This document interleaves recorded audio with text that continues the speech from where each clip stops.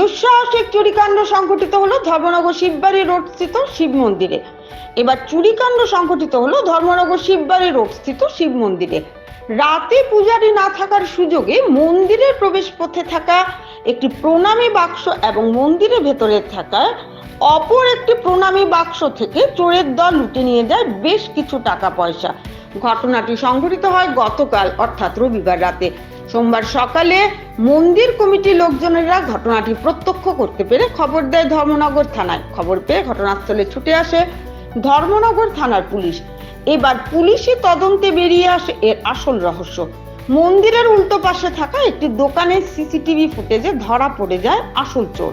চুরির উদ্দেশ্য মন্দিরে প্রবেশ করার সময় মন্দিরের পাশে থাকা সেই সিসিটিভি বন্দী হয়ে যায় সেই চিত্র।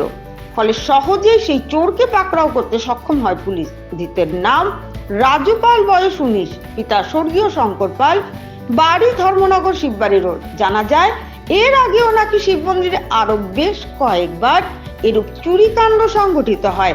কে বা কারা এরূপ করেছে এখনো পর্যন্ত এর কোনো হদিশ পাওয়া যায়নি।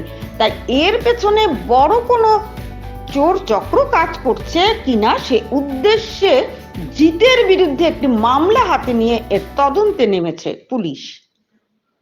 ঘটনাটা প্রত্যেক দিনের মতো আমরা সকালবেলা সবাই বাড়ি থেকে বেরিয়ে মন্দিরে আসি প্রণাম করার জন্য।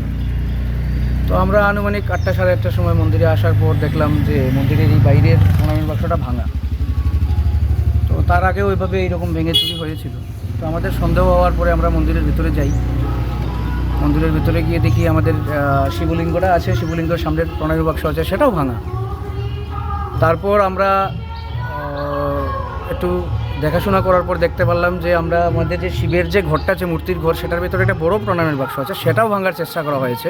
যদিও সেটা থেকে কিছু নিতে পারেনি, কিন্তু বাইরের এই দুটো প্রণামের বাক্স থেকে চুরি হয়েছে। আনুমানিক 3-4 হাজার টাকা হবে, থাকে সবসময় এরকম টাইপের। আপনারা কি থানায় খবর দিয়েছিলেন? হ্যাঁ, তার সঙ্গে সঙ্গে আমরা থানাতে খবর দিয়েছিলাম। তো থানার থেকে স্টাফরা এসছে, তারা অবজারভেশন করে গেছেন। আর দেখা যায় আপনাদের কি মনে হয় কটা নাগাদ চুরিটা হতে পারে? অ্যাকচুয়ালি সেটা তো পারফেক্টলি বলা যাবে না, কিন্তু ধারণা শেষ রাতের দিকেই চুরি হতে পারে। 3টে থেকে 5টা এই টাইমে তো মানুষ ঘুমে থাকে বেশি। তারপর থেকে তো সবাই উঠে যায়, মর্নিং ওয়াকে বেরিয়ে যায়, সেটাই হতে পারে আর কি। এমনিতে আপনারা কি কাউকে কিছু সন্দেহ করছেন? কারণ আপনি বলেছেন যে এর আগেও একবার হয়েছে। হ্যাঁ, এর আগে 2-3 বার চুরি হয়েছে আমাদের মন্দির, কিন্তু কোনো হদিশ পাওয়া যায়নি আর কি। তো সন্দেহ তো কাকে করব, কিছু জানা নেই কাকে করব সন্দেহ। সেটা থানা পুলিশ তারা দেখবেন, প্রশাসন দেখবেন, তারা বের করবেন।